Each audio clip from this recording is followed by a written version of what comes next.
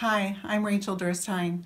I'm a sewer and a quilter, and you can see behind me a quilt I'm working on. I couldn't take it down because it's got so many pins in it. But today I'd like to show you how to make this beautiful table runner. It's a very simple table runner, and keep watching. I'll show you how. So in this video, we're going to be making a 50 by 16 inch table runner. You can make it longer or shorter and adjust your yardages. So the fabric requirements are 1/3 of a yard of your focus fabric, 1/4 of a yard of your inner light border, and then 1/2 a yard of your outer border, and then batting 1/2 a yard of 60 inches wide at least, and then your backing 3/4 of a yard of 60 inches wide fabric.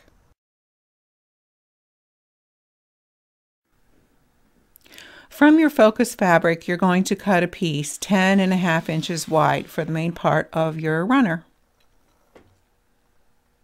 Then your narrow border, you're going to cut 3 pieces of 1.5 inch strips.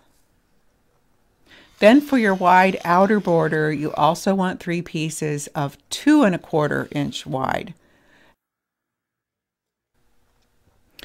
Lay your narrow light border fabric right sides together and sew the ends together. I like to string piece mine just to save thread and time, and then you can clip them all apart at the end and trim them up.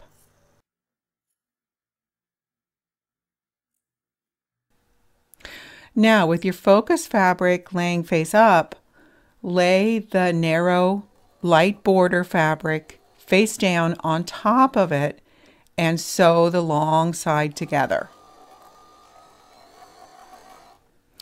Once you've sewn both long sides together, you can sew the end pieces on. Make sure you cut them wide enough to incorporate the 2 narrow borders. Now you're going to do the same thing with the outer wide border. String piece them all together, trim them up, and then you're going to sew them down just exactly the same way onto the edge of the narrow light border.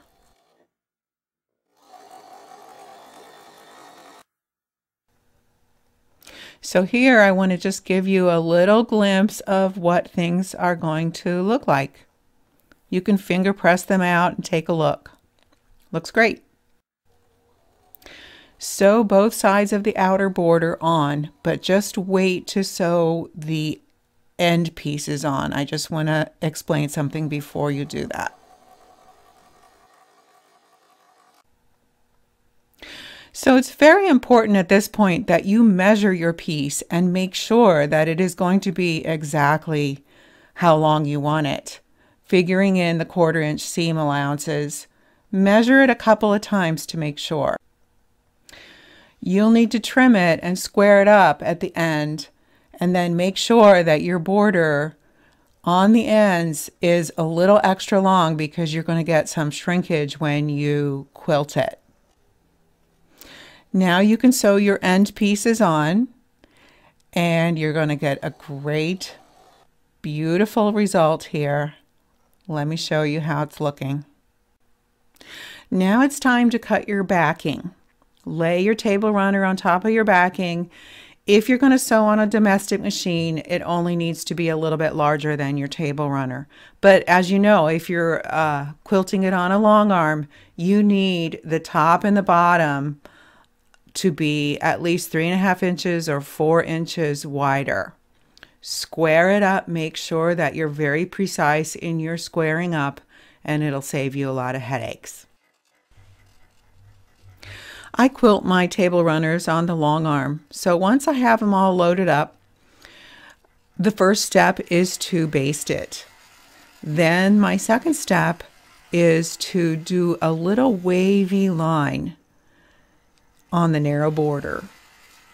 And then in the main focus area, I use a pretty large meander stitch. I will show you those in a little bit. It's just a great way to quilt the whole thing so that it looks really elegant. And then on the outer edge, on the large border, I do a loopy circle design. You can kind of see from the motion of the machine what I'm doing. It's a back and forth loop. Nice and big, but you don't want to get too close to the edge. Here it is close up. You can see the loops on the outer border. And then you can see a little wavy line on the inner border and the large meander on the focus area.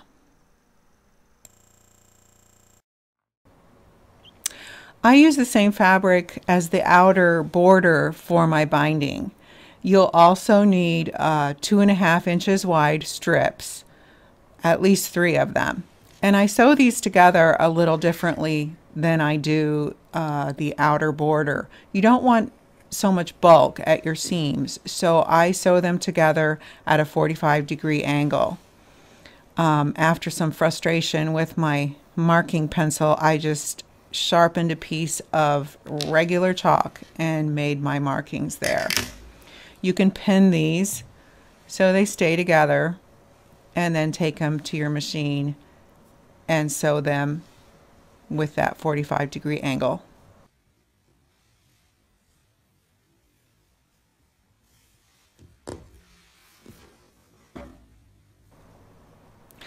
After you've sewn your strips together at a 45-degree angle, you can take your scissors or rotary cutter and trim them up. And then here is how they are going to look. Then you're going to take this over to your ironing surface and iron the piece in half the long way. And as you're doing this ironing, you need to make sure that it's very precise, and also that the 45-degree angle seams in there are laying flat.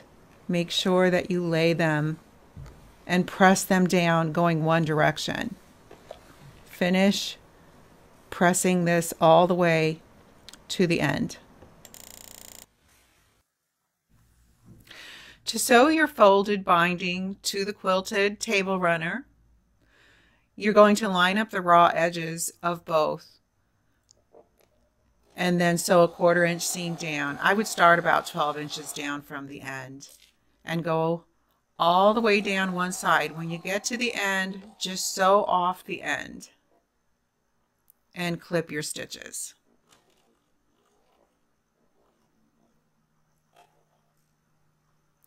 This part's a little bit tricky, so watch carefully.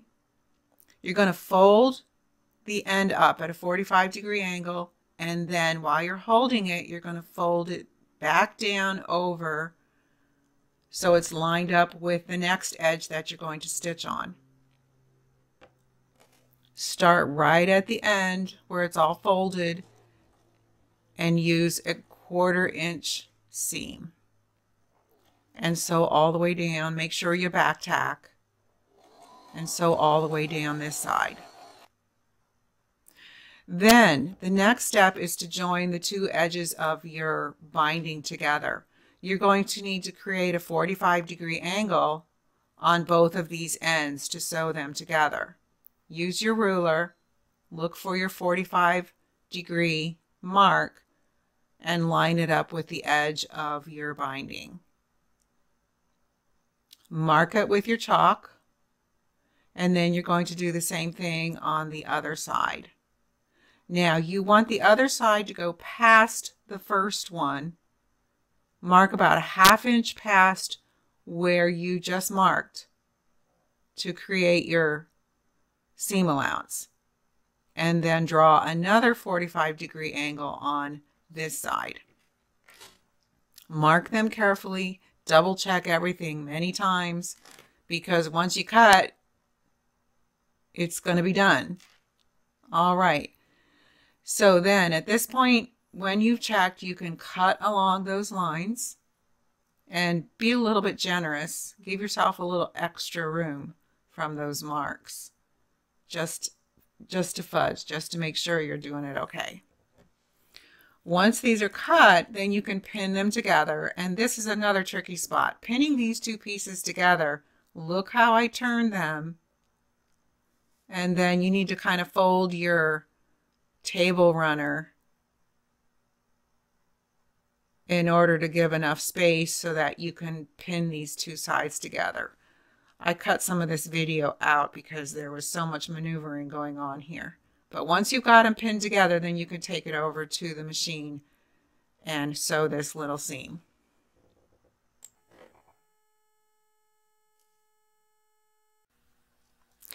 Again, it takes some maneuvering to get your seam to lay flat enough. You need to fold your table runner so that you have a flat space in which you can sew this 1/4 inch seam. Take your pins out as you go and be really, really precise here.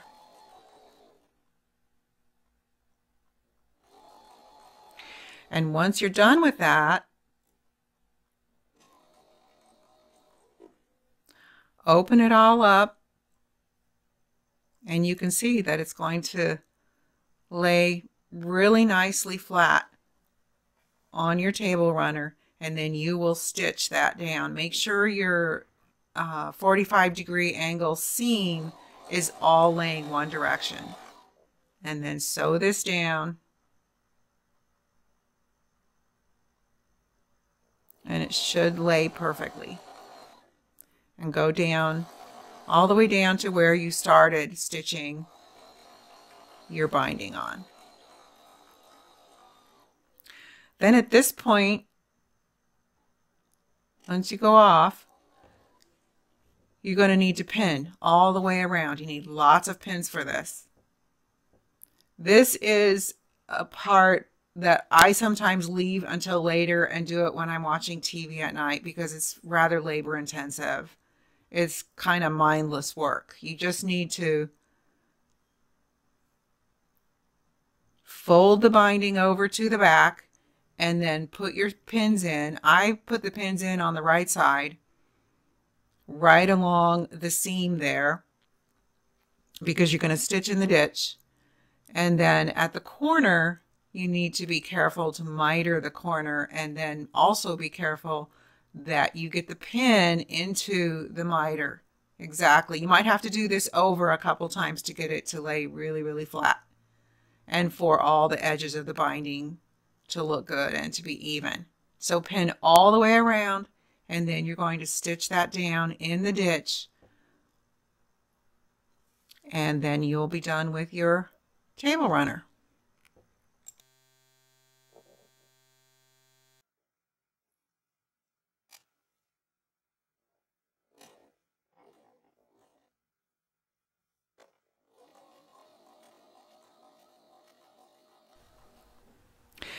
This is a place where you can get poked a lot with your pins. I know some of you like to use clips, and that would be just fine. I like pins. I feel like I can get really precise with them, but I do get poked a lot. You can see how the back looks once you've done a running stitch. Go back and check and see if you are catching the back okay. Take your pins out slowly when you get to the corner to make sure that you are stitching everything down precisely.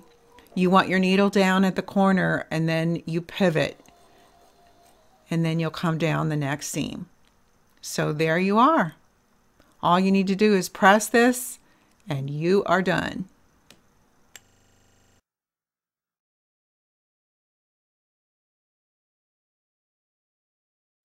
I hope you enjoyed that video.